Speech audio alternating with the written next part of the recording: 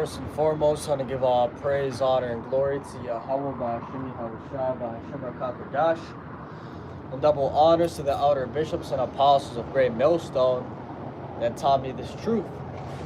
Another week in, week out doing this work as Yahweh Shai has commanded on the highways and byways. And I ended up coming out today instead of Saturday, Sunday, just because, it was frigid outside. It was literally, I think, below zero degrees, 14 degrees, 0 degrees with wind chill. So decided to come out when it's a little bit nicer, just because I could have done the indoor camp, but it's always better to come out in the elements, and do it like this. So, and here we are. Okay, should be good now. Let me see if it starts going again. Alright, it's back. So as I was saying, before I hit the button, the Spirit was on me to go into the whole concept of, New Year's and where does that come from. And I made a video going over it a couple days ago, going over, the origin of Christmas, the origin of New Year's. And simply put, New Year's goes back to, the Greco-Roman Empire.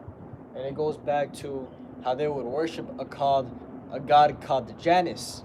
That's where you get January from. They worship a god called Janus, and Janus was the god of beginning and endings. And to celebrate him, on January 1st, they would celebrate the rebirth. They would celebrate a restart. So, people look at it as, January 1st, the new year, it's time to reset and great things. But when you actually look at it,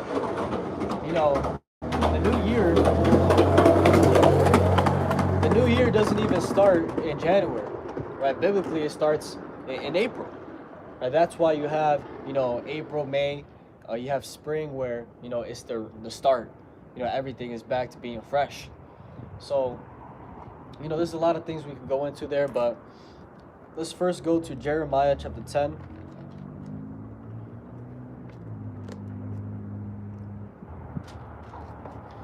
Jeremiah chapter 10 and verse 1. It says, "Hear ye the word which Yahweh spake unto you, O house of Israel. Thus saith Yahweh, learn not the way of the heathen, and be not dismayed at the size of heaven, for the heathen are dismayed at them." Right? So when it comes to, how we're supposed to be operating, we're not supposed to be dismayed, shocked at the size of heaven. And one of the biggest signs we've been seeing recently are the so-called chariots. Not so-called chariots, the chariots. The so-called UFOs, which the world, is pretty much in limbo with. Here it is, it's been painted by Esau as conspiracy. The chariots have been painted to be, driven around by little men with green heads, pretty much made to be a joke. But so, when the government came out last year talking about how, we have evidence, we have videos, we have, Navy, I believe it's Navy, we have that part of the military where it's the flight, I forgot. You have the Army, the Navy, and forgot. But pretty much, they have people that fly, up in the sky that see these things. They have actual testimony that, these vehicles are real. What happens is that since it's been demonized so much, people don't believe it anymore. And, since the world is realizing that, the government pretty much lies to you on a consistent basis, they're sketchy when it comes to that topic, even though it's the truth. And I remember a brother talking about how you can't be on the extremes, right? You can't think that everything the government says is wrong, or that everything the government says is right, because, it's an extreme, and that's not the truth. The truth is that sometimes, what the government says is right. And going back to the point, when it comes to the so-called UFOs, they're on point. They're literally telling you, hey, these things are real, and they are the vehicles of the angels. It's that simple. So when it talks about don't be dismayed at the size of heaven, for the heathen are dismayed at them, right? We're not supposed to be shocked when we see anomalies. We're supposed to understand. The world is shocked when they see lights, probing through the sky. But, if you know, then, it's not something to be shocked at. But it says, learn not the way of the heathen, and be not dismayed at the size of heaven, for the heathen are dismayed at them, right? And that's one of the ways of the heathen is celebrating New Year's, right? It goes back to celebrating the Roman god Janus. Okay, and we're not supposed to be partaking in that. Okay, you're not supposed to be, waiting till New Year's with your 24 grapes, whatever your what's it called? No, when I was younger, what they used to do is, let's say it was 2016, you'd have 16 grapes. You'd eat 16 grapes. And you're not supposed to do any of that. You're not supposed to, be drinking and celebrating. Okay, it's not a type of day to do that. So, one more time.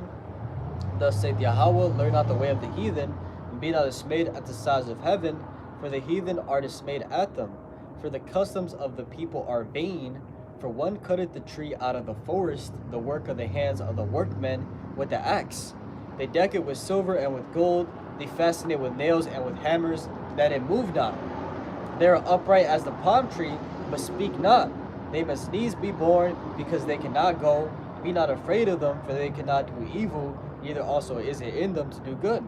Right, so going into the Christmas tree, right, that's not something that is new, okay? That also goes back to a pagan roots. And Yahweh Shem Yahushua clearly tells us that those things are all vain, right? Don't fear those gods. Don't fear what they're doing, because they don't have power. And in one of the scriptures in the Apocrypha, I believe in Wisdom of Solomon, or Ecclesiasticus, it talks about how, the man that makes the idol is more precious than the idol. Because here it is, the man has life, has energy, but that idol has never taken a single breath. So when people come and celebrate New Year's and Christmas, it's pointless. There's no meaning behind that. And we are not supposed to do it. Okay, it's that simple. So, part of understanding that goes back to the fact that, people might say, because people see, the Israelites, people see the true believers waking up. And that's one of the things they question is, why do these people do that? Why are they not celebrating these days anymore? And it goes back to we are returning, okay, to the ways of our fathers. And when we go to Baruch, the 2nd chapter, it talks about how, those that awaken, the elect, the elect of the nation of Israel, the scattered, how they would do that. They would go back to the ancient ways and would put off the ways, okay, of the nation that they have been scattered into. So Baruch chapter 2.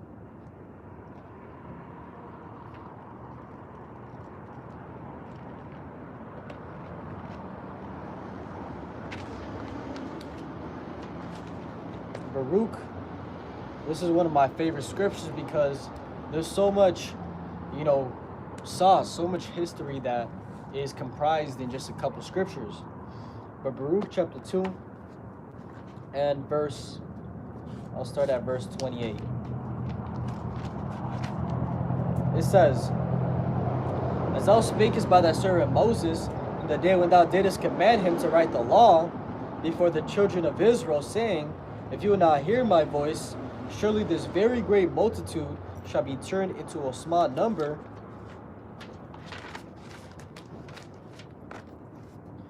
Amongst the nations where I will scatter them. Right? And this is going back to Deuteronomy chapter 28, from verse 15 down to verse 68, when it talks about the curses that the Heavenly Father was going to place upon his people. Right? One of those main curses was the fact that we were going to be scattered throughout all 4 corners of the earth to worship gods made out of wood and stone, which neither us nor our forefathers knew. Right? So new gods. And that's why, here it is today, our people worship Islam, they worship, Catholicism, Christianity, which a lot of people, that breaks their brains. How is it that Christianity is false? Well, the thing about it is that Christianity is falsely or loosely based on the Bible, what's actually written. Okay, it is based on a pagan and mythology. For example, the hell doctrine. There's a whole lot of people out here that believe that hell is a place where you burn forever. But where does that come from? Okay, it goes back to the Greeks. It goes back to a Constantine when he mixed, the Greco-Roman pagan beliefs with the scriptures. So just because it's based on the Bible doesn't mean that it's the truth. And what I'm preaching today with the Brothers of Great Millstone, search up the White House 6G. Donald Trump, he passed a bill talking about how we're going to win the 6G race and to bring forth 6G. And you look at in the website, it says that 6G is going to allow for faster technology and the implementation of implantable technology. That head shit. How this 6G is going to make it to allow the implantable technology going into the chip. So that's the whole point of 6G, is to bring the chip. Revelation 13:16. So ultimately all these things are actually happening as we speak. And the masses are going to be focused on the world. It says, as the days of Noah, they were drinking and partying, giving it to marriage, and they knew not until the flood came. So shall it be in the time of the Son of Man. Everybody's going to be living it up like there's nothing, and then the shit's going to be happening. Damn. I'm going to get going. Alex, good to hear.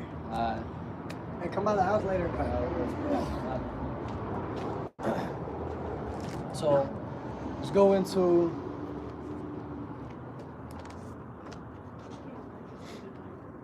Revelation 6.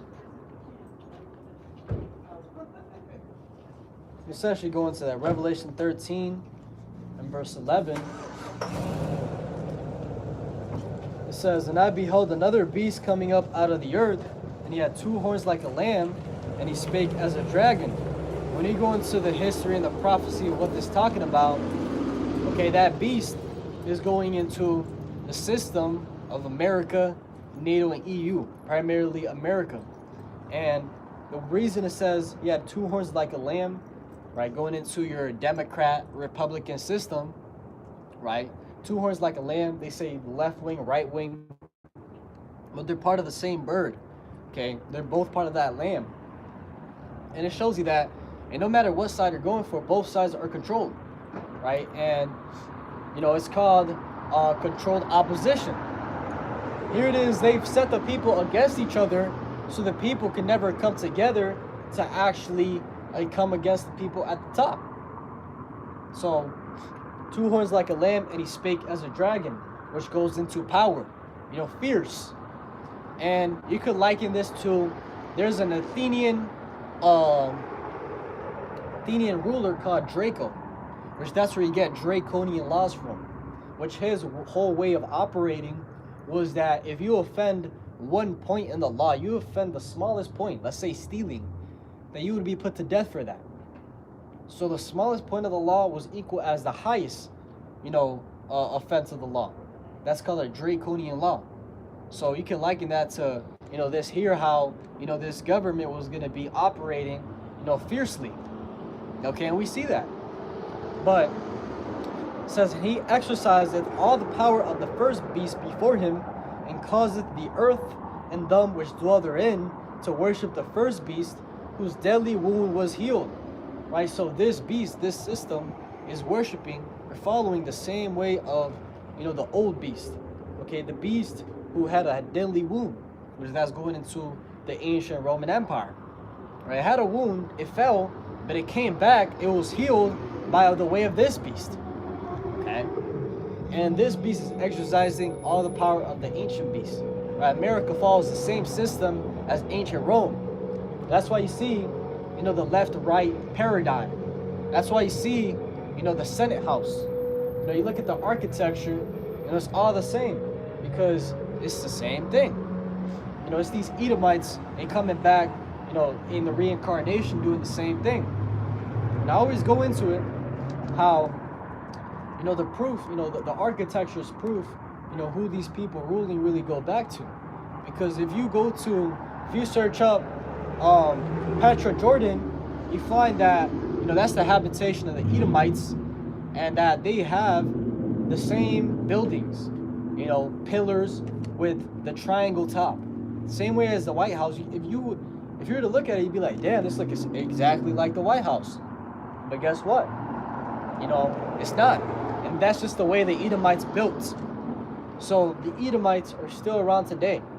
And that's why it says, 2nd Ezra 6-9, for Esau is the end of the world and Jacob's the beginning of it that followeth.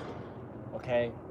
These Edomites will be ruling when Yahushua comes back, and the judgment will be upon them.